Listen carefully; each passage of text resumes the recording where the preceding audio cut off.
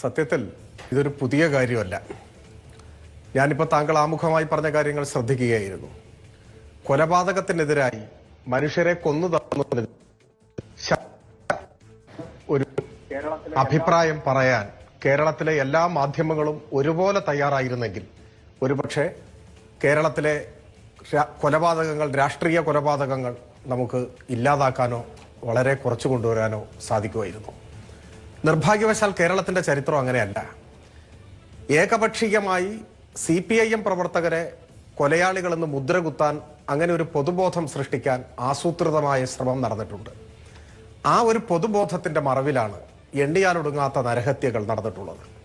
ഇപ്പൊ തന്നെ നോക്കൂ, ഈ കഴിഞ്ഞ 45 ദിവസത്തെ കാര്യം അങ്ങ് ഇവിടെ സൂചിപ്പിച്ചു. ഒരു കൊലപാതകത്തിനും ഒരു തിരിച്ചടി ഉണ്ടായിട്ടില്ല. അതെന്തുകൊണ്ടാണ് ഉണ്ടാവാത്തത്? ഒരിക്കലും മനുഷ്യന്റെ കൈകൊണ്ട് മറ്റൊരു മനുഷ്യൻ കൊല്ലപ്പെടരുത് എന്ന അങ്ങേയറ്റത്തെ സംയമനത്തോടെ, അങ്ങേയറ്റത്തെ നിർബന്ധ ബുദ്ധിയോടെ രാഷ്ട്രീയ പ്രവർത്തനം നടത്തുന്നതുകൊണ്ടാണ്. സ്വാഭാവികമായി പോലുമുള്ള തിരിച്ചടികളെ തടഞ്ഞു നിർത്താൻ ഞങ്ങൾ പാടുപെടുന്നതുകൊണ്ടാണ്. അതിനു മുൻപ് അഭിമന്യു കൊല്ലപ്പെട്ടു, തിരിച്ചൊരു കൊലപാതകം ഉണ്ടായിട്ടില്ലല്ലോ. പക്ഷെ ഇതിനൊരു അവസാനം വേണ്ടേ? മനുഷ്യരെ ഇങ്ങനെ കൊന്നു തള്ളാമോ? ഈ കൊലപാതകത്തിനെതിരെ, ഈ അതിക്രമത്തിനെതിരെ, വിയോജിപ്പുള്ളവരെ കൊന്നു തള്ളുന്ന ഫാസിസ്റ്റ് നീക്കത്തിനെതിരെ എല്ലാ മനുഷ്യരും ഒരുമിച്ചാലേ നമുക്കിത് അവസാനിപ്പിക്കാൻ പറ്റൂ. ഇത്തരം കാര്യങ്ങൾ ഉയർന്നു വരുമ്പോൾ അതിനെ വികലമായി ചിത്രീകരിക്കാൻ, പച്ചക്കള്ളം പറയാൻ, കൊല്ലപ്പെട്ട സഹോദരങ്ങളെ വീണ്ടും, ആ മൃതശരീരത്തെ വീണ്ടും കൊല്ലാൻ ഒക്കെ മടിയില്ലാത്ത അധമ മനസ്സ് പലരും പ്രകടിപ്പിക്കുന്നുണ്ട്. പക്ഷെ നമ്മുടെ നാട്ടിൽ സമാധാനം ഉണ്ടാവണമെങ്കിൽ എല്ലാവരും കൊലപാതകത്തെ തള്ളിപ്പറയണം, ആവർത്തിക്കാതിരിക്കാൻ നന്നായി പരിശ്രമിക്കണം. അതില്ലെങ്കിൽ ഈ നാട്ടിൽ ഒരിക്കലും സമാധാനം വരില്ല. നിങ്ങളിവിടെ തുടക്കത്തിൽ സൂചിപ്പിച്ച പോലെ, ഞാൻ അതുകൊണ്ട് അത് വിശദീകരിക്കുന്നില്ല. ഹൃദയപൂർവ്വം എന്ന പേരിൽ കേരളത്തിൽ DYFIയുടെ നേതൃത്വത്തിൽ ഒരു മഹത് പ്രവൃത്തി നടക്കുന്നുണ്ട്. കേരളത്തിലെ എല്ലാ പ്രധാനപ്പെട്ട ആശുപത്രികളിലും രോഗികൾക്കും കൂട്ടിരിപ്പുകാർക്കും ഉച്ചഭക്ഷണം നൽകുന്നത് DYFI ആണ്. അങ്ങനെ പൊതിച്ചോർ സംഘടിപ്പിക്കാൻ ഓടി നടന്ന ഒരു ചെറുപ്പക്കാരനാണ് ഇന്നലെ അതേ മെഡിക്കൽ കോളേജിലെ മോർച്ചറിയിൽ ഇന്ന് കിടക്കുന്നു. എന്ത് തെറ്റ് ചെയ്തിട്ടാണ്, എന്തിനാണ് ഇങ്ങനെ മനുഷ്യരെ കൊല്ലുന്നത്? ഈ 21ാം നൂറ്റാണ്ടിലും രാഷ്ട്രീയമായ വിയോജിപ്പ്, എതിർപ്പ്, അതിന് പുറമെ ഉണ്ടാവുന്ന എന്തെങ്കിലും നൈമിഷികമായ കാരണങ്ങളും ഉണ്ടാവാം. അത് ചേർന്ന് മനുഷ്യനെ അങ്ങ് കൊല്ലാം എന്ന് ഒരു കൂട്ടർ തീരുമാനിച്ചാൽ എന്ത് ചെയ്യും? ഇതിനൊരു അറുതി വേണ്ടേ? ഞാനിത് ചർച്ച കാണുന്ന പ്രേക്ഷകരുടെ ശ്രദ്ധയിലേക്ക്, അവരുടെ മനസ്സിലേക്ക് ഞാൻ ചോദിക്കുകയാണ്. നമ്മുടെ നാട്ടിൽ മനുഷ്യൻ മനുഷ്യനെ കൊല്ലുന്ന ഈ പ്രാകൃത സംസ്കാരം അവസാനിപ്പിക്കാൻ എല്ലാ കൊലയാളികൾക്കും എതിരായ നിലപാട് കക്ഷി രാഷ്ട്രീയത്തിന് അതീതമായി സ്വീകരിച്ചേ മതിയാകൂ.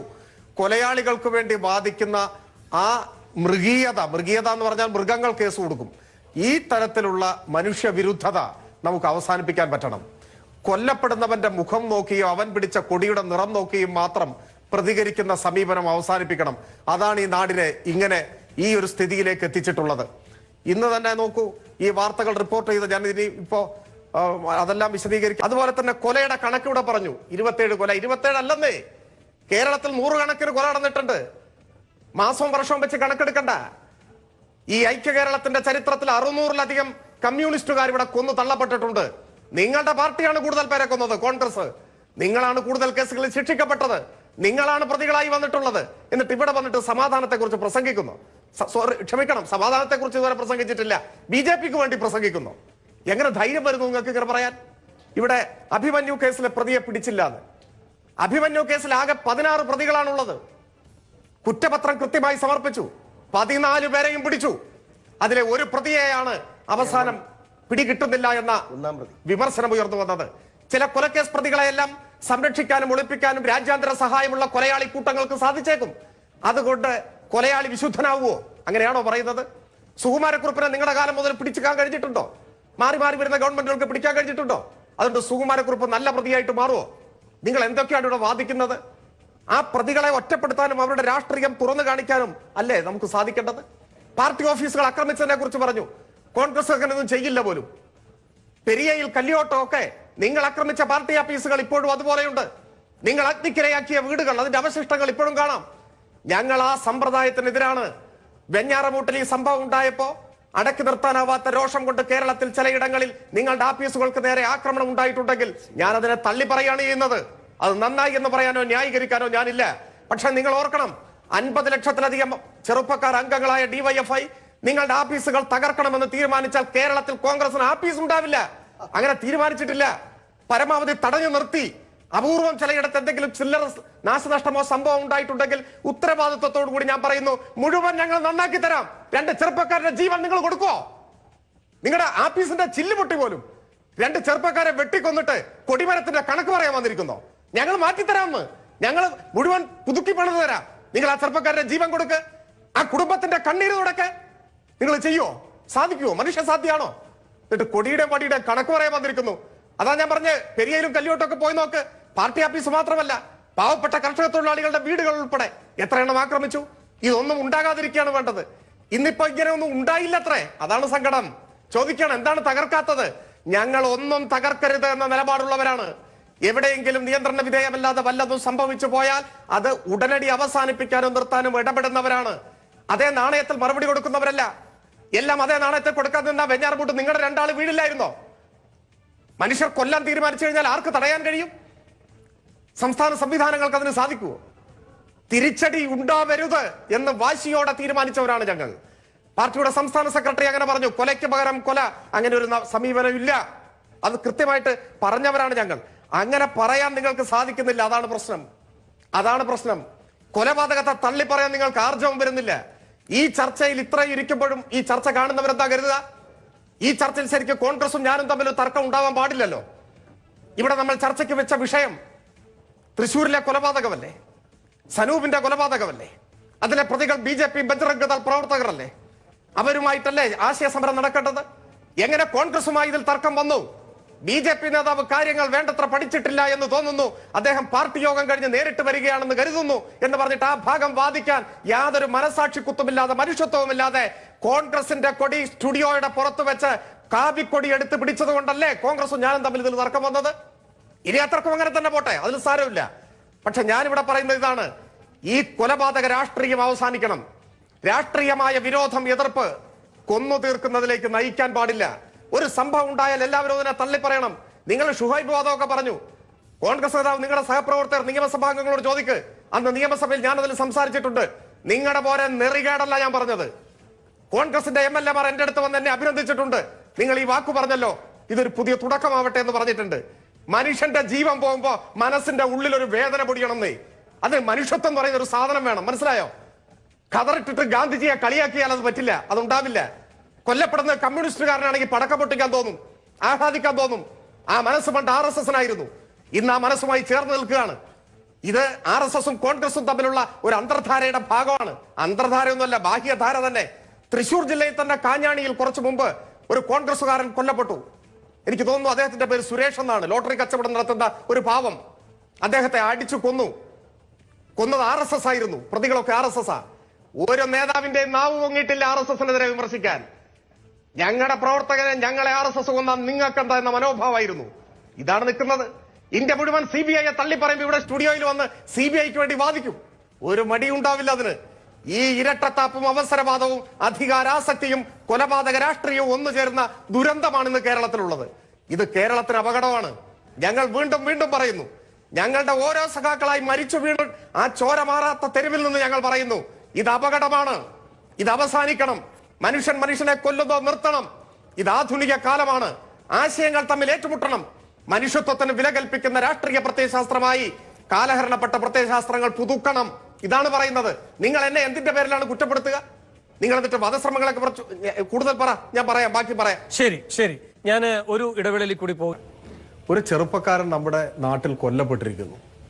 മറ്റുള്ളവരുടെ വിശപ്പടക്കാൻ വേണ്ടി വീട് വീടാന്തരം കയറി പൊതിച്ചോർ ശേഖരിച്ച് അതെല്ലാം സംഘടിപ്പിച്ച പ്രവർത്തനത്തിൽ ഏർപ്പെട്ട ഒരു ചെറുപ്പക്കാരനാണ് കൊല്ലപ്പെട്ടത്.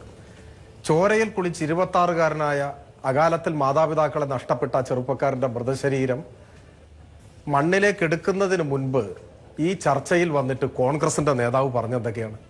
ഒരു മനുഷ്യൻ ഇങ്ങനെ പറയാൻ സാധിക്കുമോ? ഞാൻ ദുഃഖിക്കുന്നു. വേറെ എന്ത് നമുക്ക് പറയാൻ പറ്റൂ? ഇങ്ങനെ മനുഷ്യരുണ്ടോ ഈ ലോകത്തിൽ? BJPയുടെ നേതാവ് ആദ്യഘട്ടത്തിൽ അതിനെ അപലപിക്കാനെങ്കിലും തയ്യാറായി. അത് ദൗർഭാഗ്യകരമാണെന്ന് പറഞ്ഞു. ആ പറഞ്ഞതിനെ തുടർന്ന് അദ്ദേഹം പറഞ്ഞ കാര്യങ്ങളോടെല്ലാം എനിക്ക് വിയോജിപ്പുണ്ട്. ആ വിയോജിപ്പോടെ നിൽക്കട്ടെ. പക്ഷെ ഒരു ചർച്ചയിൽ പങ്കെടുക്കുന്ന സമയത്ത് സാമാന്യമായ ഒരു മനുഷ്യത്വം, ഒരു മനുഷ്യപ്പറ്റ് കാണിക്കട്ടെ.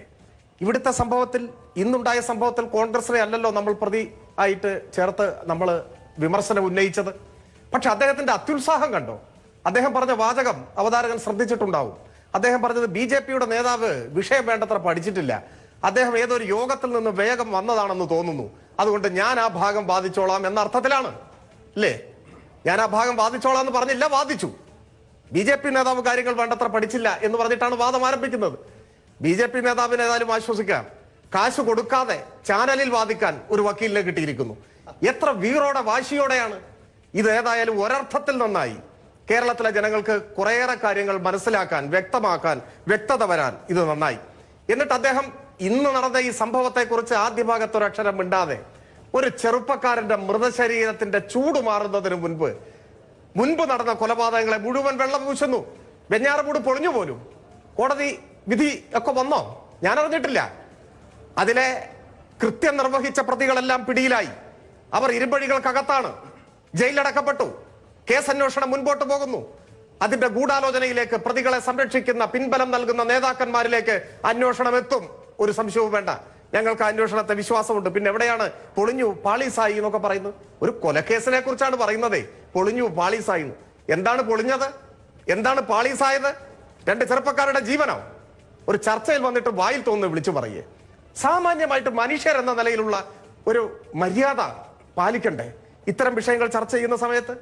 അതോ പഠിച്ചു വെച്ചത് വന്നിട്ട് മനുഷ്യത്വം തൊട്ടു തീണ്ടിയിട്ടില്ലാത്ത പോലെ അങ്ങ് വാരി വിതറിയിട്ട് പോവുക ചെയ്യുന്നത്? സനൂപ് എന്തിനവിടെ വന്നു ചോദിക്കുകയാണ്. ആരാ സനൂപ്? ഈ കൊല്ലപ്പെട്ട ചെറുപ്പക്കാരൻ. ആ ചെറുപ്പക്കാരന്റെ കുഴിമാടത്തിലെ മണ്ണിന്റെ നനവ് വിട്ടുമാറിയിട്ടില്ല. അതിനു മുൻപ് ഈ മാന്യൻ ചോദിക്കുന്നു, എന്തിനിവിടെ വന്നു? ഇയാളുടെ സർട്ടിഫിക്കറ്റ് വേണം അവിടെ വരാൻ? ഈ സ്വതന്ത്ര ഇന്ത്യയിൽ, ഈ കേരളത്തിൽ, തന്റെ വീടിന്റെ 6 കിലോമീറ്റർ അപ്പുറമുള്ള ഒരു സ്ഥലത്ത് തന്റെ സഖാവ് ആക്രമിക്കപ്പെട്ടു എന്ന വിവരം കേട്ട് അവിടെ ഓടിയെത്താൻ ഇവരുടെയൊക്കെ സർട്ടിഫിക്കറ്റ് വേണോ? ഇതെന്താ വേറൊരു രാജ്യമോ? പാസ്പോർട്ട് എടുക്കണോ? 10 മണിക്ക് അവിടെ എത്തിക്കഴിഞ്ഞാൽ കൊല്ലുമെന്നാണോ? ഒരു മനുഷ്യനെ വെട്ടിക്കൊന്നിട്ട് ന്യായം പറയുന്നത് കേട്ടില്ലേ? BJP-ക്ക് വേണ്ടി ഇയാൾ ന്യായം പറയല്ലേ? എന്തിനവിടെ വന്നു എന്ന് നിങ്ങളെ ബോധിപ്പിക്കാം. തരക്കടില്ല. ഞാൻ ഈ സ്റ്റുഡിയോയിൽ നിന്ന് പുറത്തിറങ്ങുമ്പോ രാത്രി 9:30 ഇവിടെ വന്നു എന്ന് പറഞ്ഞിട്ട് എന്നെ ഇവിടെ വെട്ടിക്കൊന്ന നാളെ ഈ ചർച്ചയിൽ വന്നിട്ട് ഇയാൾ ഇത് പറയുമല്ലോ. മനുഷ്യത്വം വേണ്ടേ ഈ മാതിരി കാര്യങ്ങൾ വിളിച്ചു പറയുന്നതിന്? എന്നിട്ട് പ്രതികൾ മുഴുവൻ DYFI-ക്കാരാണ്, CPM ആണ്. BJP നേതാക്കന്മാർ പറയട്ടെ, അവർക്കത് പറയാതെ നിൽക്കാൻ കഴിയില്ല. അതുപോലെ കോൺഗ്രസിന്റെ നേതാവും പറയണമെന്ന് കരാർ എടുത്തിട്ടാണോ വന്നത്? അതിലെ മുഖ്യപ്രതി നന്ദൻ, അദ്ദേഹം ഏതാ പാർട്ടി? ഇവിടെ വലിയ രീതിയിൽ 2 നേതാക്കന്മാരും അവകാശവാദങ്ങൾ ഉന്നയിച്ചല്ലോ. ഇതാ അദ്ദേഹത്തിന്റെ നന്ദന്റെ ഫേസ്ബുക്ക് പേജിൽ, അദ്ദേഹത്തിന്റെ ഫേസ്ബുക്ക് പ്രൊഫൈലിൽ അദ്ദേഹം ഇട്ടിട്ടുള്ളൊരു ഫോട്ടോ ഞാനിപ്പോ നിങ്ങളുടെ ക്യാമറയിൽ കാണാമെങ്കിൽ ഇത് കാണാം. ഏതാ പാർട്ടി എന്ന് ഞാൻ പറയേണ്ട ആവശ്യമൊന്നുമില്ല, വ്യക്തമാണ്. അദ്ദേഹം മുമ്പ് കോൺഗ്രസ് ആയിരുന്നു. അദ്ദേഹത്തിന്റെ ഭാര്യ പഞ്ചായത്ത് തെരഞ്ഞെടുപ്പിൽ കടങ്ങോട് 14-ാം വാർഡിൽ സ്ഥാനാർത്ഥിയായി. എങ്ങനെ സ്ഥാനാർത്ഥിയായി? അതിനുശേഷം അദ്ദേഹം കോൺഗ്രസിൽ നിന്ന് വിട്ടു എന്ന് പറയുന്നു. അതിനുശേഷമാണ് അദ്ദേഹം ഇപ്പോഴത്തെ രാഷ്ട്രീയം സ്വീകരിച്ച സംഘപരിവാരത്തിന്റെ ഭാഗമായത്. ഇതെല്ലാം ആ നാട്ടിൽ എല്ലാവർക്കും അറിയുന്നതല്ലേ, യാഥാർത്ഥ്യമല്ലേ? പ്രതികളിൽ ആർക്കെങ്കിലും പുനഃബന്ധമുണ്ടോ ഇടതുപക്ഷവുമായിട്ട്? ആ നാട്ടിലിറങ്ങി പറയാൻ കഴിയില്ല. ചാനൽ ചർച്ച പറയാം, പച്ചക്കള്ളം പറയാം, യാതൊരു മനസാക്ഷി കുത്തുമില്ലാതെ പറയാം. ഞാൻ സൂചിപ്പിക്കുന്നത് ഇതിനെല്ലാം അപ്പുറത്ത് ഒരു ചെറുപ്പക്കാരൻ കൊല്ലപ്പെട്ടിരിക്കുന്നു, വെട്ടിക്കൊന്നിരിക്കുന്നു. ആ ചെറുപ്പക്കാരൻ നാടിന്റെ കണ്ണിലുണ്ണിയായിരുന്നു. വിശക്കുന്നവർക്ക് വേണ്ടി ഭക്ഷണം സംഘടിപ്പിക്കാൻ നടന്ന ഒരാളായിരിക്കുന്നു. എന്നിട്ട് ചർച്ച ചെയ്യുമ്പോൾ ന്യായം പറയാൻ വരുന്നു, കൊലയ്ക്ക് ന്യായം പറയുന്നു. ഞാനിപ്പോൾ ഓർക്കുന്നു, നമ്മളൊക്കെ പഠിക്കുന്ന കാലത്ത് ഒരു ലാറ്റിൻ മാക്സിം പഠിച്ചിട്ടുണ്ട്, ഡി മോർഷ്യസ് നിൽ നിസി ബോൺ എന്നാ പറയാം. എന്ന് വെച്ചാൽ മരണസമയത്ത് പരേതനെ കുറിച്ച് മോശമായി ഒന്നും പറയരുതെന്ന. മനുഷ്യത്വമുള്ളവരാരും പറയില്ല. ഞാൻ പറയട്ടെ, പെരിയയിൽ 2 ചെറുപ്പക്കാർ കൊല്ലപ്പെട്ടല്ലോ ഇവരുടെ പാർട്ടിയിലെ. ഞങ്ങളുടെ പാർട്ടി അംഗമായിരുന്നു പ്രതി. ഞങ്ങൾക്ക് പറയാൻ പല ന്യായം ഉണ്ടായിരുന്നു. വല്ല ന്യായവും പറഞ്ഞോ? ഞങ്ങളുടെ അവിടുത്തെ പ്രതിയായ പാർട്ടി അംഗത്തെ കൊല്ലാൻ ശ്രമിച്ച് ജയിലിൽ പോയവരായിരുന്നു അവർ. അദ്ദേഹം മംഗലാപുരത്ത് ആശുപത്രിയിൽ 2 മാസത്തെ ചികിത്സ കഴിഞ്ഞ് തിരിച്ചിറങ്ങി തുടർന്നുണ്ടായ സംഭവമാണ്. ഞങ്ങളത് വ്യക്തിപരമായ പകയെന്നോ മറ്റെന്തെങ്കിലും പ്രശ്നമെന്നോ ഇവരുടെ കുടുംബങ്ങൾ തമ്മിലുള്ള തർക്കമോ ഈ ചെറുപ്പക്കാർ പ്രതിയായ കേസോ എടുത്തിട്ടല്ല എന്ന് വന്നത്. ഞങ്ങൾ പറഞ്ഞത് സംഭവിക്കാൻ പാടില്ലാത്തതാണ്, അപലപിക്കുന്നു, ഞങ്ങളുടെ പാർട്ടി അംഗത്തെ ഞങ്ങൾ പുറത്താക്കുന്നു എന്നാ പറഞ്ഞത്. കൊലയെ തള്ളി പറയാൻ ആർജവം വേണം. കൊലയാളികൾക്ക് പിന്തുണയില്ല എന്ന് പറയാൻ രാഷ്ട്രീയമായിട്ടുള്ള ഇച്ഛാശക്തി വേണം. അതില്ലാതെ തോന്നിവാസം പറയാം ഒരു മനുഷ്യൻ മരിച്ചിട്ട്. ഇത് എവിടുത്തെ ന്യായമാണെന്ന്? ഈ നാട്ടിൽ മനസാക്ഷി ഇല്ലാതായി പോയോ? 5 പേർ കൊല്ലപ്പെട്ടു. അവതാരകൻ ഇവിടെ പറഞ്ഞല്ലോ, തിരിച്ചൊരു പ്രത്യാക്രമണം ഉണ്ടായോ? ഇതിനൊരു അവസാനം വേണ്ടേ? എല്ലാവരും ചിന്തിക്കണ്ടേ?